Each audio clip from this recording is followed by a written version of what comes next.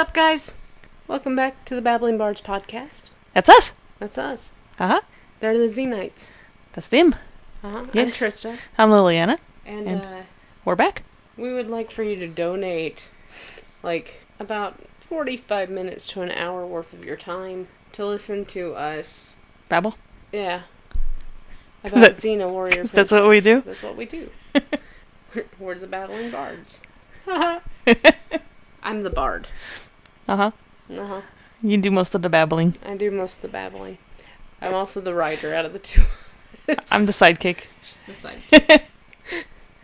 Liliana's the pretty face. I'm just here. Nah. Somewhere. Nerding out. Yeah. Okay. Anyway. Sorry it's been so long. Ugh. Long story short, real life happens. Our internet sucks monkey balls. 98% of every day for the last 2.5 weeks has been no internet service. Stupid. So it's been stupid. It has. So it's been going from jumping on the internet to jumping off the internet to jumping back on. It's ridiculous. Trista finally called and chewed Frontier Chew them out. It was funny. And and entertaining. he's all running these tests and he's like, oh, there's a line fault. And I'm like, well, then don't we need a tech out here? Fix it. I'm like, I don't care what it is. Just fix it. Mm-hmm. Fix it. So they did. They did. I'm pretty sure I made him pop a squat on himself, though. Probably. He's all like, how are you? And I'm like, well, I'm pretty pissed. How off. are you? That's what she said. I'm pissed off. Like, whoa. Okay. See, Where's my popcorn? I'm just gonna sit back and watch. I'm like a Reese's peanut butter cup. Uh-huh. I'm soft and mushy on the inside, but when I'm cranky, that exterior is just hard to crack, man. Maybe it's a jawbreaker. It's not a Reese's. I'm tougher than a Reese's. Yes. Maybe I'm a Skittle. I don't know what I am. You're a Trista. You damn straight. That's right. What else been going on with us? New cat. New cat. Trista named her Minya. She's cute. Very affectionate. She adopted us. She adopted us. She came up to us outside. Hungry. We fed her. And now she's here. I will tell you guys from experience now. If you feed a child or you feed a cat, neither will go away. You're stuck with them. You're stuck with them. I'm fairly certain that once our oldest goes off to college, we're still going to be feeding her. Possibly. Girl can't even scramble eggs. Both the boys can scramble eggs. The girl can't. That's okay. Breaking stereotypical boundaries. Right. That's our kid. Yep. Anyways. What else? We're building beds. Uh-huh. For the tiny humans. Shh, it's a surprise. Yeah, they don't know. Shh, be quiet. Hey, you blonde person. I heard that. You know who you are. Mm-hmm. Work's been up.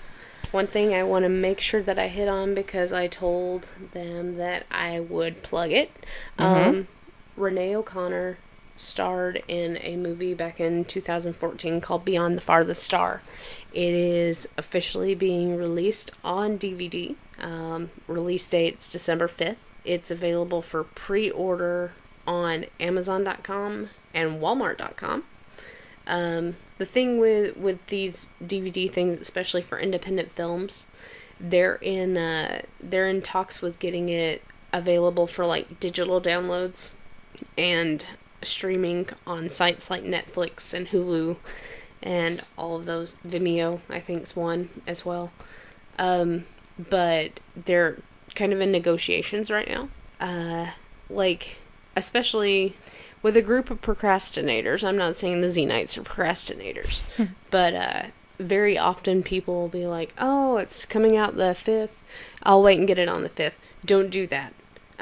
If they put it up available for pre-order, go ahead and snatch it up because every pre-order sale that they have looks better on them when they're pitching it to all of these digital downloads and these streaming sites, which makes it better in the long run on Renee, which I think we're all pretty much in agreement that we want to support. I know there's a few people that fell out with Question of Faith that she did. But that's a different story, and I think there's kind of stuff in the mix of that the audience may not necessarily be seeing from her point of view. But anyhow, whatevs, dude. So Get your pre-orders in. get your pre-orders in. Please, please, please, please. It's only like, how much? It's only like $10, isn't yeah, it? it's like $9.99 or Yeah. $9.50 or something like that on Amazon Prime. Yeah. If you have Prime, they ship it to you. It gets to your house like the day it releases. The day it releases, yeah. So it's a pretty sweet deal. And I'm sure if you make it out to like one of Renee's signings or something, she'll be more than happy to sign it. Mm-hmm. 'Cause she's pretty down to earth and Yeah. cool. And Yeah. So yeah, get your pre-orders in. Do it. Now. Do it. We'll wait. Dun, dun, dun, We don't dun, have time to dun, wait. dun, dun, We need to kick out this. Dun. We need to kick out the dun, jams. Dun, dun, dun, dun, dun. Okay, Death Mask. Death Mask. New episode. Yay. Yay. We get to meet Xena's older brother, Toris. Taurus. Not Taurus. Not the astrological sign. No. Original air date was June 3rd, 1996. Was it really? I believe so. Okay. Was it? Do you have a different date? No. Okay. Just trying to see if I could trip you up. You Okay. try and see if you can trip me up. No. You gave that up after the Eric Thompson one, didn't you? Huh? You gave that up after the Eric Thompson question, didn't you? Ah. Ah. When I think of something, I'll let you know. Okay. Okay. So, Death Mask. We open with Gabrielle Uh-huh. and Xena. Xena. And they're She's- walking along, and Gabrielle's making this commentary about how she tells Xena, she's like, I don't get it. You catch speeding arrows. Uh-huh. Catch them before they hit you, and I don't know how you do it. She's trying to figure out how she does that. And Xena's words of wisdom to her Stop trying. stop trying. Mm-hmm. And Gabrielle's like, what? Come again? Huh? Xena tells her, your body has to listen. Right.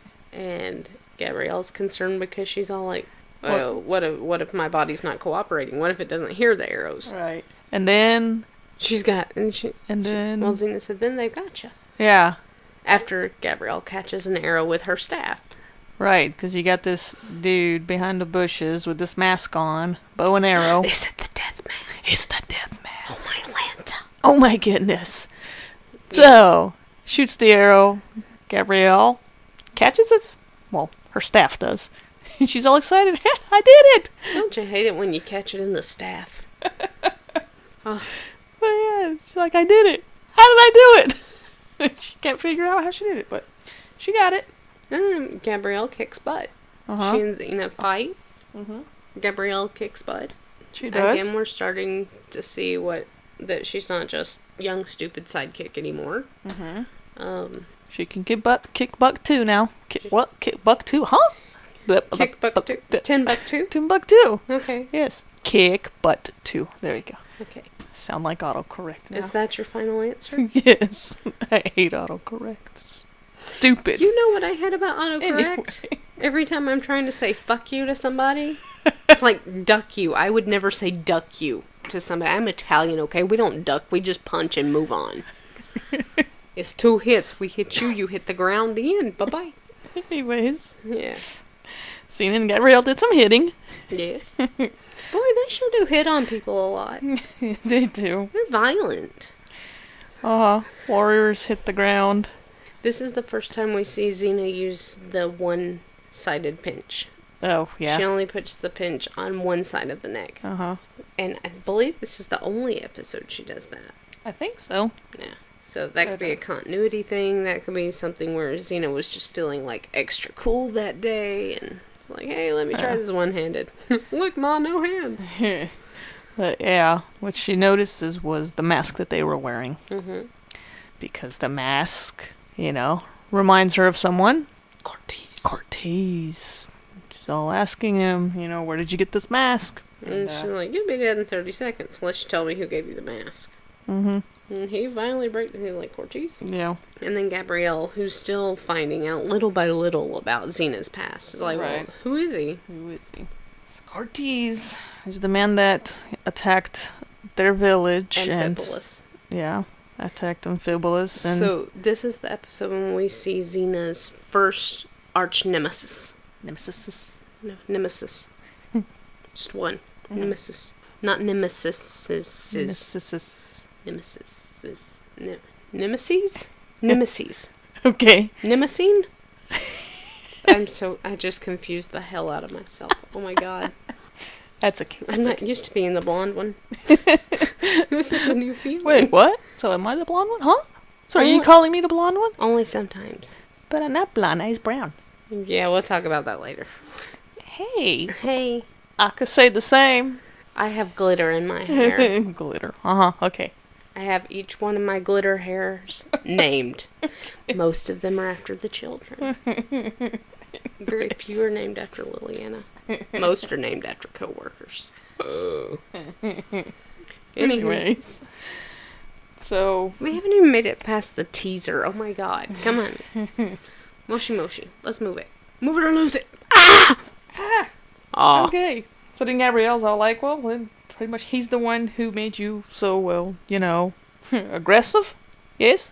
That's what Gabrielle says. Yeah. Xena's like, well, he twisted me into what I became. Mm-hmm. And, she says that she's never stopped looking for him, because pretty much he's the reason why little brother Lysias was killed. Yeah, he 86'd. Mm-hmm. Curly-headed, cute blonde boy. I like Lysias. I do too. I don't care for Toris. I hate Toris. No. I kind of wish Xena had to let him kill him. She didn't. No. So then we cut to this village that's being raided. Mm-hmm. Yeah. Yep. And we see this mother who's named after wine. Who's named after wine? Yeah, Syrah. They keep calling her Syrah. It's named after wine? Syrah is a wine. Is it? Yeah, it's a red wine. Oh. It's very good. Okay. I'm not familiar with that one. And her tiny human is running out because she's all panicked because she... Can't find her dolly. Yep. So she runs back out. All the soldiers are coming. Gabrielle's like, no! So Gabrielle goes and she swoops the kid up. Mm-hmm. And then what's his name? The soldier dude. Malik. No, Malik. not Malik. I don't like Malik. Ugh. I don't either. No, the good ones. What's his name? The general or whatever. Oh my god, I don't know. But they come in, and then that's when they retreat. Is it Aeschylus? Aeschylus? Something like that. Aeschylus. Yeah. But they get there, and then, warriors retreat. Mm-hmm. And then Gabrielle's all like, what are you doing? Go after them. Because they don't. No. They just let them escape. And he's like, I'd love to. Mm-hmm. But they can't cross the border. Cross the border. Right. Now, wouldn't you think, common sense wise, these are the king's soldiers. Uh-huh. The king controls the entire kingdom. Wouldn't you think that these soldiers would have clearance to go into the woods?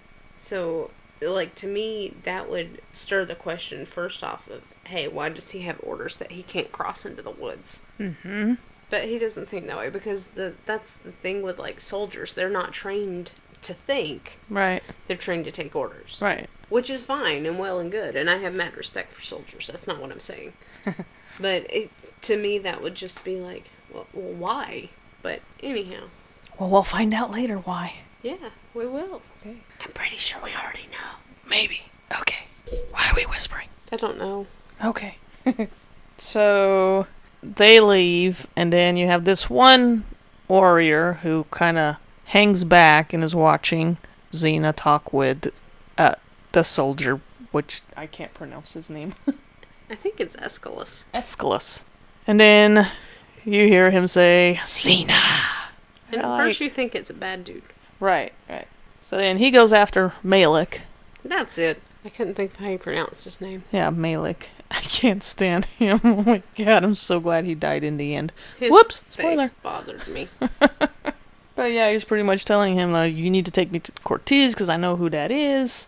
And Malik is pretty much like, you're a nobody.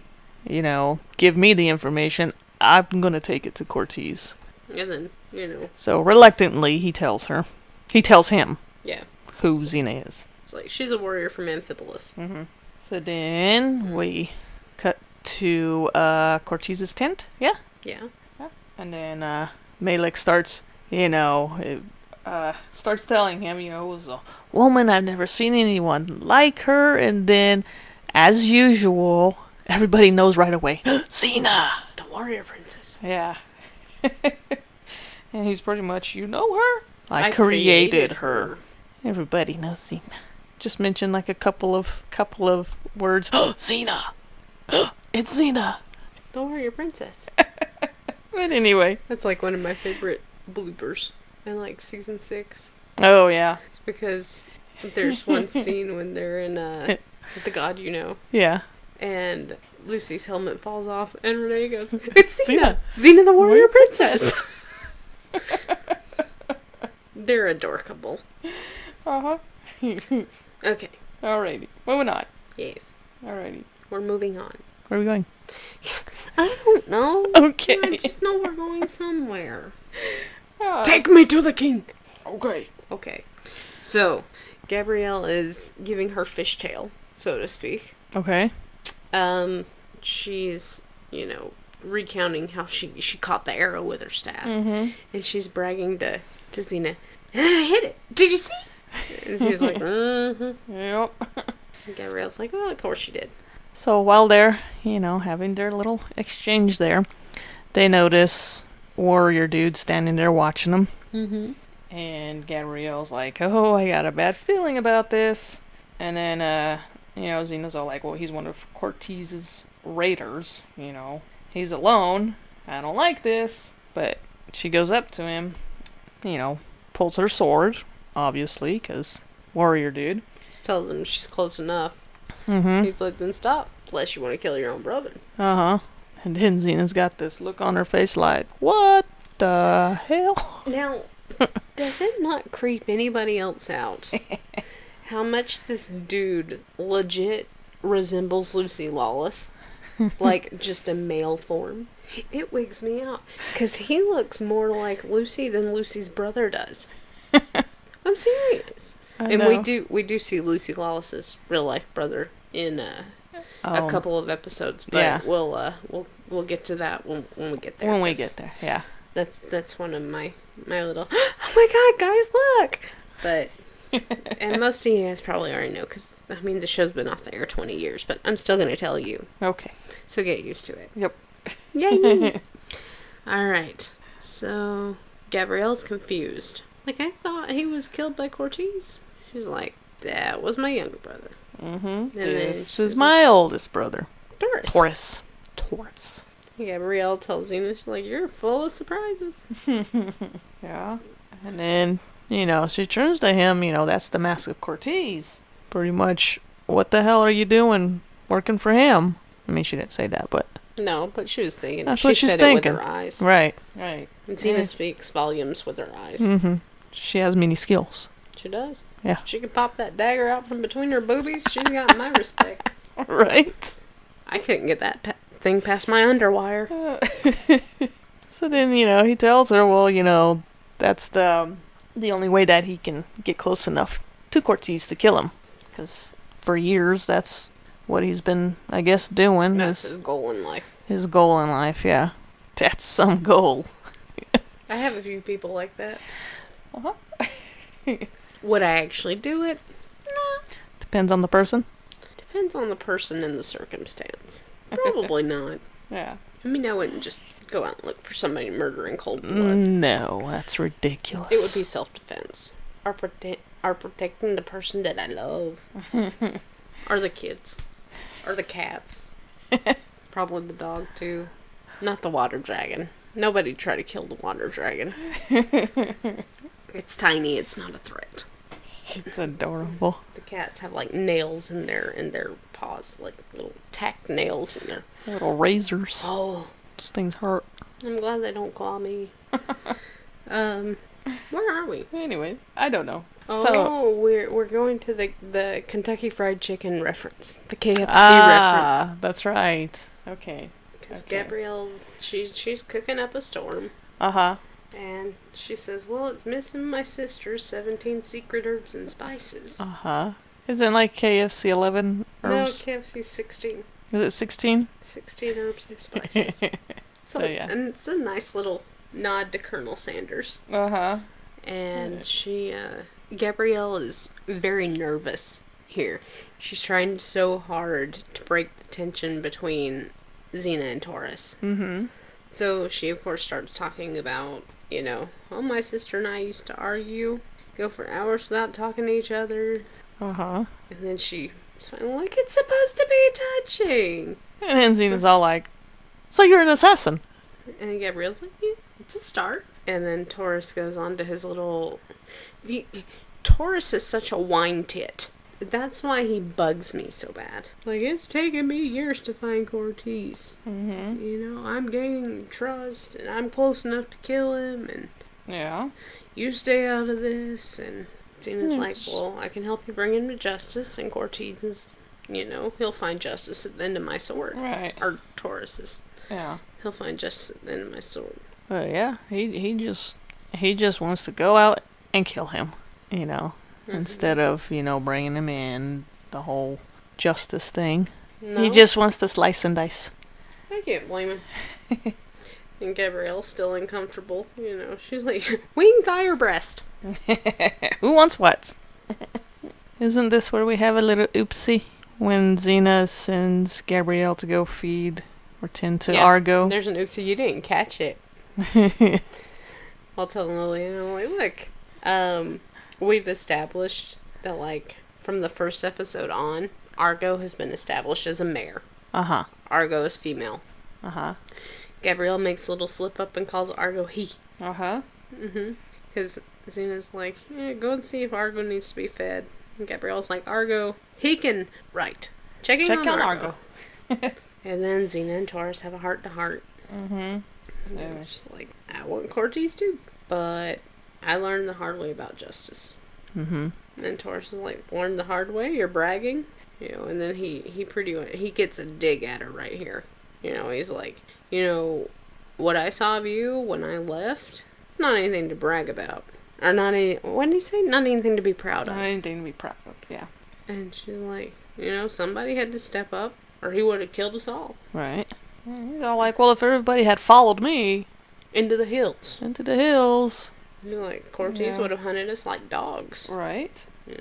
Like, had to make a stand. Mm-hmm. I wasn't the only one that believed it. And he pretty much is like, yeah, Lysias stood by you, and he died. Yep. And Xena tells him, I said fight, because it was our village. And she's like, and I'd say it again. Now, we know that Xena's not callous about Lysias. Because we see in the first episode, he's part of her entire perpetuation for fighting for the greater good. Right. Because, she went a little cuckoo.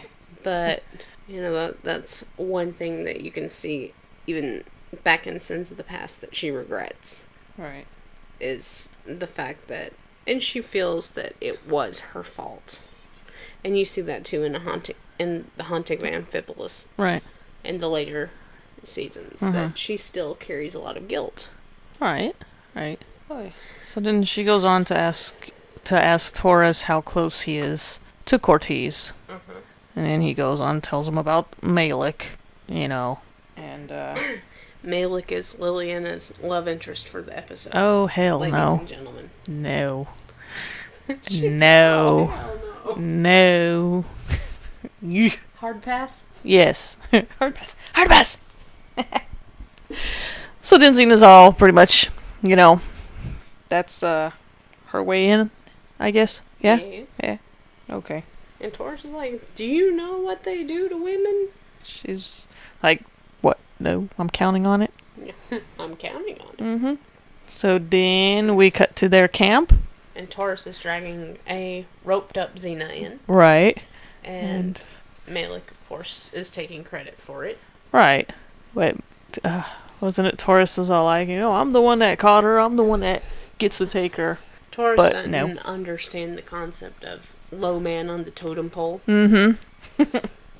Toris comes off, to me, like a spoiled brat. Okay. He does. Yeah. But, he was the firstborn. Usually the firstborn are a mite bit spoiled. I'm the only, so, Uh-huh. I don't have much room to talk. But it's always the firstborn and the babies. Do you know that? You ever notice that? Usually the firstborn gets pretty much whatever they want because they were the firstborn. And the baby gets whatever they want because, like, they're the last kid that the parent knows it's gonna have. Okay. I hate it when you look at me like that. What? Like, I see your lips moving. The lights are on in the mall, but nobody's shopping. So, Malik, you know. Take Xena. He's planning on getting frisky with Xena. Xena not having it. She pops the breast dagger up. That was funny.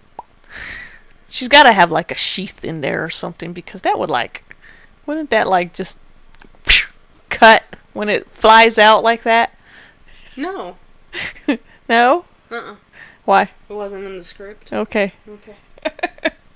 So, he tells, you know, when we cut back to Malik, he tells Xena, you know, let's not waste time playing games, and don't scream or struggle.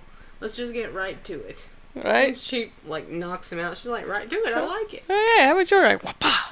He's out like a light. Poof. And then Toris and Gabrielle are flipping out. Oh, where is she? Toris is flipping Toris out. is, yeah. And Gabrielle's like, she'll be here. Yeah, and she does. She shows up. Well, he's like, well, it was a stupid idea. I want to point something out right here. Mm-hmm. One of the forums that I was doing research on actually paralleled how similar to Herodotus, Gabrielle's father, Toris is. Really? Yeah. It was kind of odd. How so? Not as far as, like, dress or anything, but Yeah. as far as still has the old world frame of mind. Yeah. You know, the whole, oh, women aren't warriors, they shouldn't do this, they shouldn't do that. Because Toris essentially can't stand the fact that Xena's a better fighter than him. And that, you know, she was able to go out and complete something that he couldn't. So that's a big thing, especially, like, with Herodotus. Because he didn't think that Gabrielle had any place, not only on the road with Xena, but not on the road as a warrior. Right. Because we've talked about before, Potidia, you know, in the men's eyes, the women are supposed to be seen, not heard, and very subservient role in the household, and somebody was just paralleling the way that Toris was with Herodotus, and I thought that was kind of cool. Because if you look at this episode just on the surface, there's no subtext. There's hardly any subtext in this episode. Essentially, the only subtext spaces that you find is the fact that Xena and Gabrielle have this banter back and forth now that they've just gotten since Altered States, where they're super comfortable talking with each other and, like, digging back and forth at each other. And you've got more, you know, touches from Gabrielle, like when she's leaving screen, she's started, you know, more to, like, caress Xena's arm when she's walking away, or and they're having, like, their little disputes and everything now. But that's essentially all the subtext you get is the banter and the old married couple arguing. But I don't know, I thought that it was on a subtext forum, but they pointed that out of, you know, oh, you choose to be, like, one parent and you marry the other parent. Yeah. Okay. It's very hard to put into words the way that it was explained. I'm noticing that as I'm saying it, but they're like, you know, as they pointed out that even though Xena was more noble than Toris was, they still had very much so kind of the same demeanor, especially when Xena was back in Warlord Xena times. You know, the bloodlust and the thirst for vengeance and this and that. And that essentially Gabrielle was seeing... Oh, God, how did they say it? You know, I made a mental note of this. How's that working out? So that I didn't forget how it was said. Because I thought, I was like, oh my God, that's like... Dude! But something to the effect of Gabrielle was seeing what Xena was before.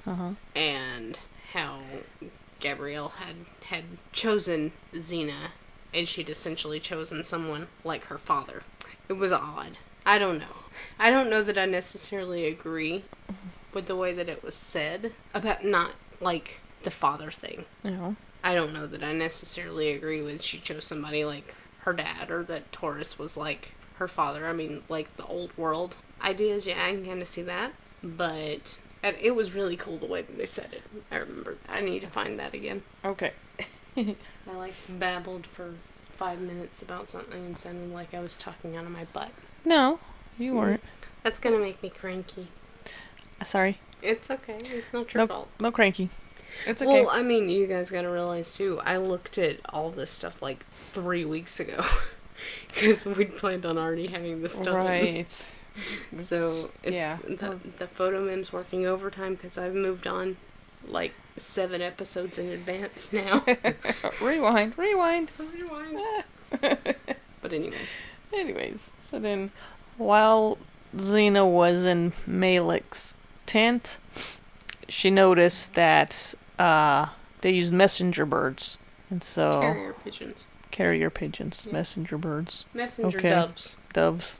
Yes. Not carrier pigeons. Not pigeons. You know how I know messenger doves? Huh. Because the disclaimer, no messenger doves were harmed during the production of this motion picture. However, several are reported missing in action and search and rescue efforts are underway. That's the disclaimer. Yeah. So, when she gets back to Toris and Gabrielle... But there was something you're leaving it out. There was something significant that she found when she found the messenger doves. Right. So she took, one of the little note paper, parchment, whatever, with her. But what did she notice? I'm getting there. You're getting there too slowly. She noticed it before she left. Okay, get there. Well, then she asks Toris, if they use messenger doves. And he says yes. And then she, he says that they use it to communicate with the raiding parties. Yeah? Mm-hmm. And then she asks him, well, then why does it have the royal crest on it? I told you I was getting there. You just had to let me get there. Okay. It was a slow build up. Sorry. It's okay. So then they pretty much figure out, hey, there's a spy. Inside the king's household. Uh-huh. My money was on Aeschylus. What about yours? The lead soldier. Soldier dude. He came off kind of oily. Yeah. That's who I thought it was. When it at first. Aired. Yeah. But it's not. Well, I actually knew it wasn't because this was one of those episodes that we watched with Kayla. And right. I was like, oh, he's the bad guy. And Kayla's like, no, he's not. The king's the bad guy. And I was like, what? It ruined my fucking plot twist. Jeez. So they go to the castle. Xena gets in, no problem. What's his name again? Aeschylus. Pretty much like, I had guards posted. How did you get in? No. She's Xena. How the hell do you think she got in? She's like, oh, that was easy. They're lying around somewhere. Yeah. So, and then Xena's trying to be, cautious, I guess. And then Toris just blurts out, Cortez has a spy in the castle. He just gives him a look like, really, dude? God. Like, you're no brother of mine. Right? So looking at him like, if we were kids, I would so shove your face in the sandbox. Or make you eat dog poo. So Xena and Toris, want to talk to the king. What's his name? Aeschylus, takes their weapons. Okay, wait here. And then the king appears, who is... Cortez. So now they're like, whoa, what the hell? Because that's what I was like. I was like, oh, it's Cortez. But did you know it was Cortez? Before Xena said it was Cortez? I think so. I don't remember now. Because we never see what Cortez looks like. And Xena's the only person that everybody knows what she looks like in Greece. So it couldn't have been that you knew to begin with. Yeah. And Cortez is a very arrogant guy. Yeah. But as far as bad guys go, especially for season 1, I think he's one of my favorites, I guess. Okay. If I had to pick a bad guy for season 1. Uh-huh. Because Callisto, I can't get down with that. I'm sorry. Her screaming hurts my ears. And with Callisto comes Joxer, and I can't. I just can't with that. So, at least he looks charming. Uh-huh. Except for his teeth. You don't like his teeth? I don't like his teeth. Okay. But that's me. To each their own. Yeah. I much prefer Kevin Smith. He has a nice chest. Uh-huh. Nice teeth, too? Nice teeth, too. Okay. So they have, exchange of words. You know. Toris is all like, "You're dead!" Mm-hmm. And then Cortez reveals that there's, like, booby traps. Right. Booby traps in the room that they're in. Throne room? Yeah. No. Is it? Yeah, it is? Okay. So. And then Cortez, reveals his big plan. He's like, "Oh, I'm getting crazy rich because the taxpayers think they're paying money to the war effort. Right. And, in the meantime, I'm collecting money from both." Right. And, yeah. Then he yells out for the guards, right? Yeah, after Toris calls him a murdering harpy. Such an insult. Had to cut him straight to the bone. Come on, Toris, you can do better than that. So, yeah, he yells out for the guards. He vanishes, takes off behind a wall thing. A secret passage? Yes, that's the word I was looking for. Thank you. You're welcome. Glad I could help. So, yeah, and then, guards come rushing in. And here to help, want to live. And then, Xena beats the guards back with a wet towel. I'm about to bust this out. Okay, go for it. Season 1 had some of the stupidest fight scenes out of any other Xena season. I don't know if it's because they were going for slapstick to try and make it more family friendly in the first season, because it aired, I think we talked about this before too, It aired before primetime television started. So it had to be kid friendly. But I think in order to capture a larger audience, they put in stuff that kids would find funny. You've got her fighting with fish. You've got her fighting with wet towels. Now, like, she was smacking the guards. I smack the kids with wet towels like that sometimes. They like it. Do they really? No. But, yeah. Found it funny that she beat the crap out of them with wet towels. And they're all like, oh. But I mean, seriously, think about it. She fights with fish. And they fight with, like, club soda. Fizzy water. Fizzy water. It's water. Fizzy water. Like, shooting corks off at soldiers. What were they thinking, man? I don't know. But them soldiers were, like, trembling in fear. I know. It was ridiculous. There's no love lost on this episode from either Lillian or myself. I don't even give it a full chakram. I really don't. I'll give it 1. I don't even give it 1. But yeah, that scene is just like, really? They're holding these big old giant freaking spears, and they got their asses handed to them with a wet towel. The towel is mightier than the spear? I guess so. Because, the quill was mightier. Right. The towel might as well be mightier. Okay. It rhymes, kind of. Quill, towel. So, yeah. So they're all huddled on the floor. Please don't kill me. Shivering in fear from the wet towel. As Xena... I guess Xena really hung them out to dry. So while they're all huddled right there, Xena and Toris fly out the window. Whoosh! They just leap out the window. Yeah. Whew. Xena giggles. Did she? She goes, So, yeah.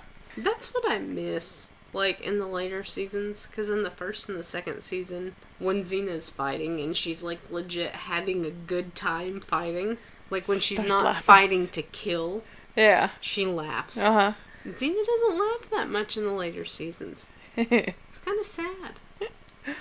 Anyway. So then, Cortez, obviously, is pissed because they got away and, says he wants them executed by the morning? Yeah. Yeah? He wants them burned. Executed by the morning, and then Malek gets one of the messenger doves, that says the same thing, that wants them found for execution by the morning. Yeah. Then we go to Gabrielle. Who's in the village with Sarah. And she says... Wait, what is it? Xena and Toris come bebopping along. Now, this is the woman that beforehand Xena has tried to get rid of Gabrielle by telling her to go guard the villagers, when the villagers didn't exactly need guarded. Right. At that point in time. that was one of the little disputes, the little domestic disputes that I was talking about earlier that Gabrielle and Xena had. What frustrated me about that is Xena said, "Hey Gabrielle, why don't you go to that woman whose baby you saved?" That kid wasn't no baby. She's fucking almost as tall as me. She had to be at least like 7. She wasn't a baby. No, she wasn't. She wasn't even a toddler. She wasn't even an ankle biter. I mean, come on, yo. It's not a baby. No. Anyway, so we cut to Gabrielle and Xena and Toris who've approached, and she's introduced her to him, and Xena's been like, gather your village elders together. Right. And Toris is kind of bitter because, he's like, we could have murdered him. But we didn't. We didn't. And Gabrielle's just like, you can't just murder somebody. And Toris spits at Gabrielle. He's like, if you know the difference between murder and justice. Mm-hmm. Yeah. And he gets all cranky and pissed off and takes off. Mm-hmm. Then we have a heart-to-heart with Xena and Toris. Yeah. And he's pretty much asking Xena, how do you put up with that girl? Yeah. She said she knows more about wisdom and justice than you'll ever know. And then he tells her what he's observed. And he's like, I thought you, just warped her mind like you did with the people of the village. Right. But she's brave because that's just the way she is. Right. And then we realize that Toris is pissed off because he's a chicken shit. He's a chicken shit. He has a little breakdown. Yeah. Pretty much, I was scared. But yeah, he was afraid, and that's why he ran. Mm-hmm. He wasn't trying to be brave but yeah, no. Like you said, he was a chicken shit. He was a chicken shit. And he's like, I was afraid to die. I cared about you and Lycius and Mother, but, I ran. Yep, he did. I guess he's been kicking himself in the butt for all these years. He should have. Yep. I will point out here that the reason somebody pointed out on one of the subtext forums that the reason that Toris has so much irritation towards Gabrielle is because he's like tuned into her and Xena's relationship, like the more than friends side of their relationship. Yeah. And that he doesn't entirely want to face that Xena's into chicks or into Gabrielle like that because, again, coming back to the whole, it was on the same deal with them linking his similarities to Herodotus of, Herodotus, you can tell very much so, does not want Gabrielle with Xena. Because in their mind, it wasn't right, So that was another thing that was pointed out was, he's more than likely known that Xena's, has leaned in that direction anyway. But now it's in his face, Okay. Was brought out as why he had so much it seemed like pent up anger at Gabrielle. And Gabrielle didn't like him all that much either. No. But who can blame her? Yeah. Neither did I. I didn't like him and I wasn't even sleeping with the warrior princess. But, Okay. Then we got back to the villagers. And then Xena's pretty much telling them Cortez and the king are one and the same. But they don't believe her. They just want her and, Gabrielle out of there. Xena agrees because she knows that if Cortez knows that she's there, he will raid the village. Mm-hmm. So she tells them, no problem, we'll go. And they do. So, but yeah, they didn't believe her. And then Gabrielle realizes Toris isn't there. Yep. She's like, where'd he go? And Sarah tells her, he said he had a debt to pay and you'll understand. Yeah, so, meaning he went after Cortez. Dumb. Yes, he is. Because then we see him strung up on a pole, or tied up on a pole. Gagged. Beats, bloody. Now that was a good scene. It's my Uh, favorite scene in the whole episode. Yeah. And then, Xena goes to, free him, and, it's a trap. She's like, She knows it's a trap. know. The wood's soaked with oil. Soaked with oil. Then we have Malik. They fight. Malik gets all pissed off, and he's like, oh, I'll spit on your burning carcasses. So, we're back at the castle. Xena makes the comment, it wasn't that hard getting back into the castle. Yeah. It's going to be hard to figure out how to escape if you're not talking to me. Mm-hmm. throwing his little fit, why'd you follow me? This is my time. Told you, spoiled brat. I'm like, your time? What's that supposed to mean? He's like, made stay out of it. Yeah, and then Xena try talking some common sense into him. He ain't got no common sense. What he's doing is murder. It's not like, you're in a battle or something and it's self-defense or whatever. Premeditated is what he's doing. And then he tells her, well, I've seen you kill. What's the difference? You're like, pure... What did she say? She's like, the pure evil of murder is that it's premeditated. Yeah. It's not heat of battle. Right. You planned it for years. And then they come across... oh my god, I can't... Aeschylus. Aeschylus. Like escalator, honey. Aeschylus. Aeschylus. There you go. God, I can't remember that one. But, he's all like, the king's orders, you're burning tomorrow. And, I don't does believe he tell... He says he doesn't believe in executions like that, and then he tells her, if you tell me where Cortez is, I'll make your death quick. Right, and this is where Xena tells him, well, Look in the throne room. Throne room. The one sitting on the throne, that's Cortez. The one in the big comfy chair. Right. And then, obviously, he doesn't believe her. And then they fight. They fight. And he tells her, he's like, you'll never get out of the castle alive. And she's like, well, we don't plan on leaving. Right. And then, she says something like about the messenger birds. Wait, you're going to show me where the messenger pigeons are kept. These aren't pigeons. These are doves. They're doves, but she calls them pigeons. It's an oopsie. I'm going to call it an oopsie. Okay, it's an oopsie. As well versed in animals and plants and everything as Xena is. Yeah. She knows the difference between a dove and a pigeon. Okay. One of them is nasty and one of them's pretty. That's the difference. Yeah. One of them goes... Uh-huh. They both kind of do that. No. Anyway. No, if you ever notice, like, with pigeons... Uh-huh. Like, when you listen to them, it almost sounds like they're going... Boop, boop, boop, boop, boop, boop. Okay. It sounds like they're going poo, poo, poo, poo, poo, poo, poo, poo, poo. Okay. And doves coo. The difference. Anyways, so Toris just wants to go after Cortez. Yes. But Xena wants to stir the pot a little bit. So she's going to send out one of the messenger doves / pigeon birds, whichever you want to call them, to send a message to Malik. Mm-hmm. So then, I guess she sends the message to Malik that's there to attack, right? Mm-hmm. Immediately. Yeah. And then... This is funny to me because this is also the first episode where we learn that Xena can read. Okay. That she's not illiterate. Because Lucy Lawless originally when it played as Xena couldn't read. Uh-huh. That she was illiterate. And they scrapped it because they didn't want the audience thinking that Xena was stupid. But it was actually really common back then for people to not know how to read. Right. Yeah. But anyway. Yeah. Then she asks Aeschylus where the king is, and he's like, well, the king practices at the archery range. Mm-hmm. And she sends Toris off. She sends Toris, but she knows that he was lying. Mm-hmm. And she's like, okay, now tell me where he really is. Tell me the truth now.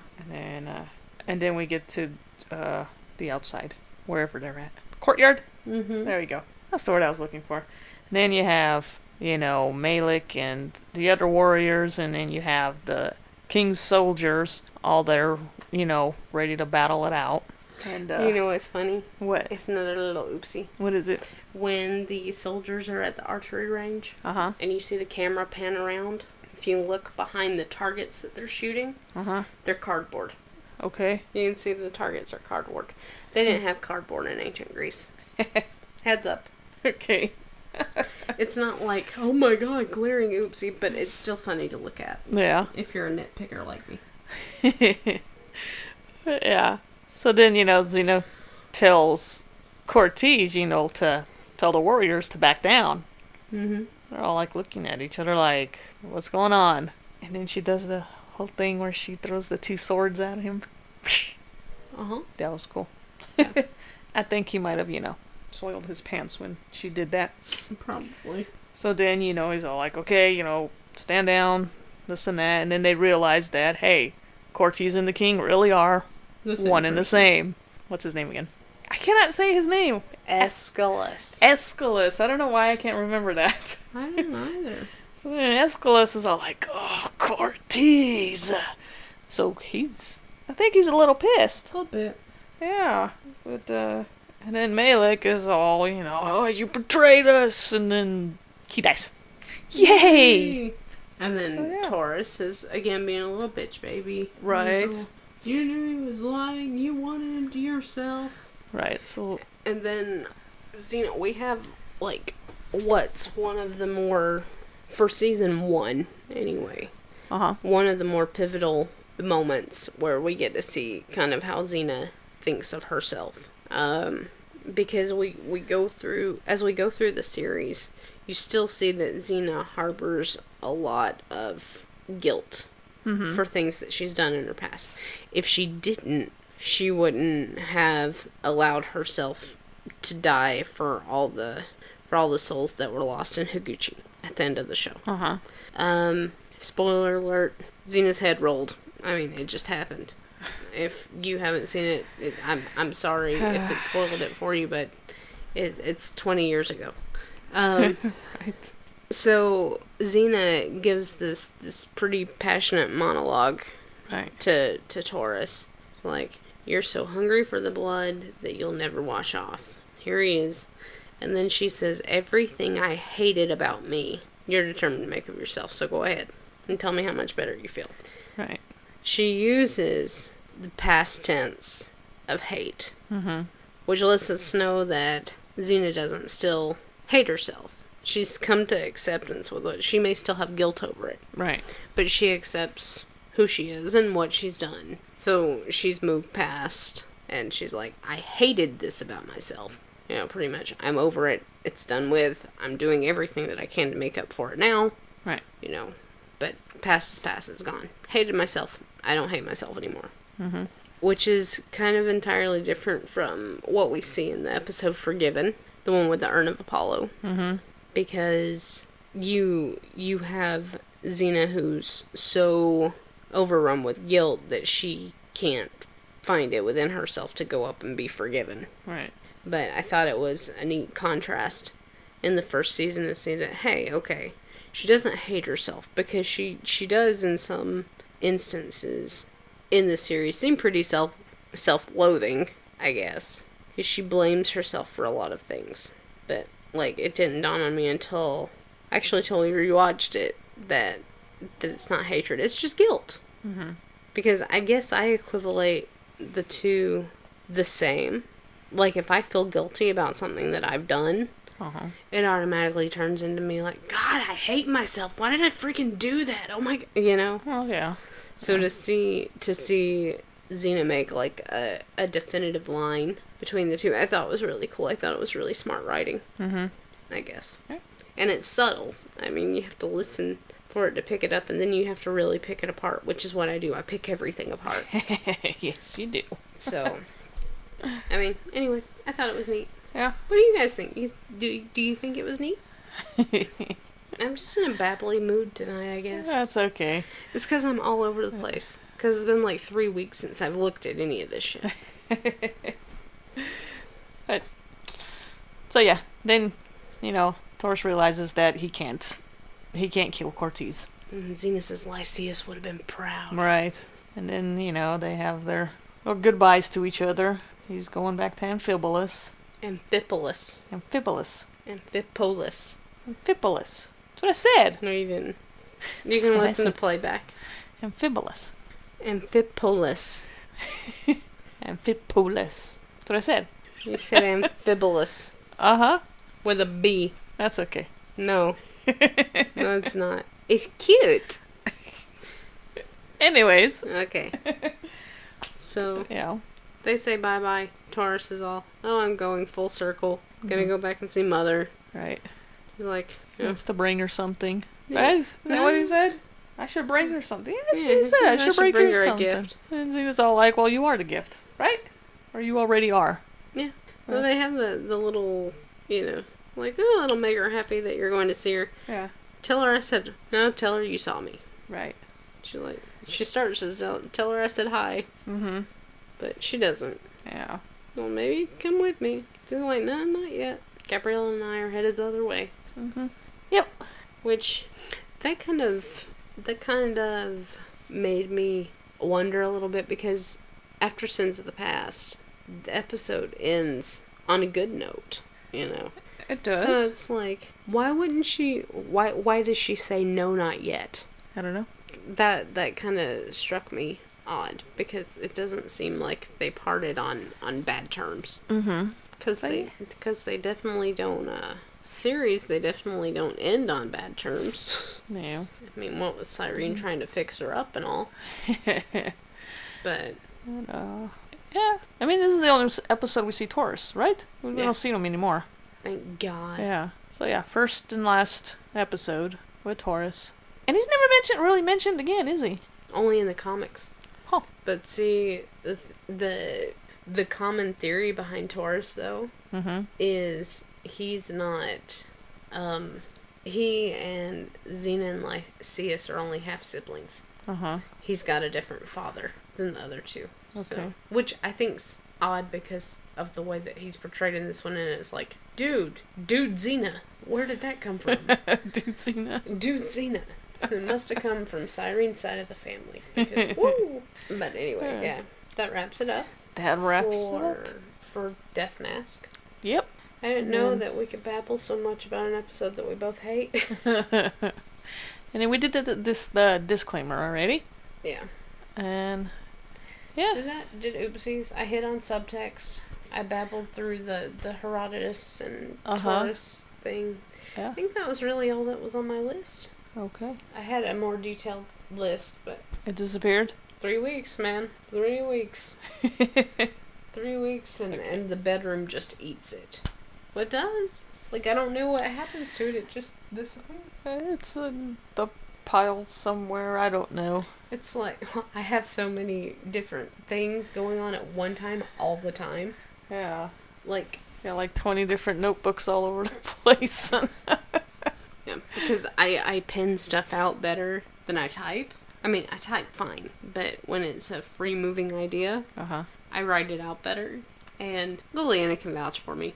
I have like 8 stories going at one time right now, plus some that have nothing to do with the other. I've got a few fanfiction stories because Trista got challenged, so Trista rises to the challenge.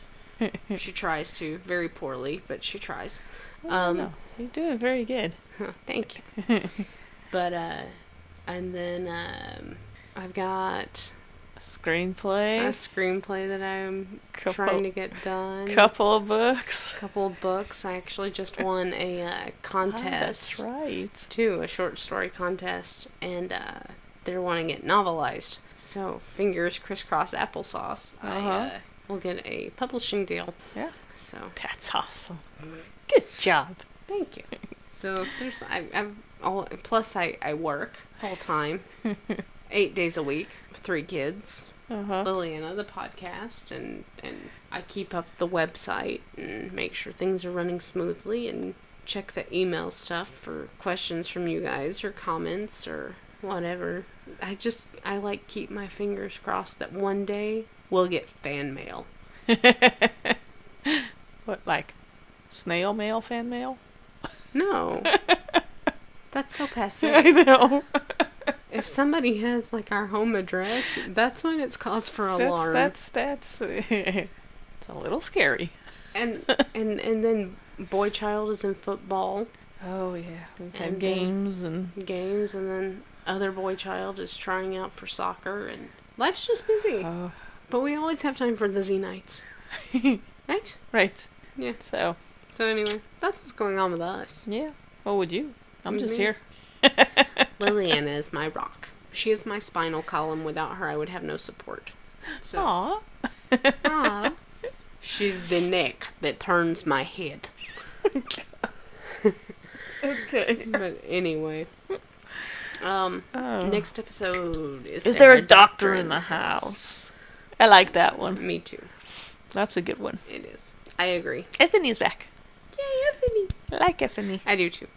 Effie's badass to play on the N64 Xena game Talisman of Fate. That's like my favorite person to play as, Oh, yeah. hands down. I think Liliana and Kayla like playing as Autolycus, but I like playing as I Effany. don't remember. It's Because the he moves does, like, that they the little have. side kicks. Oh yeah. He does little side It's kicks. the moves they have. It was so funny. We were fighting like three. The three of us, The yeah. three of us fighting. And Liliana and Kayla were both fighting as Autolycus in different outfits, and I was fighting as Effany.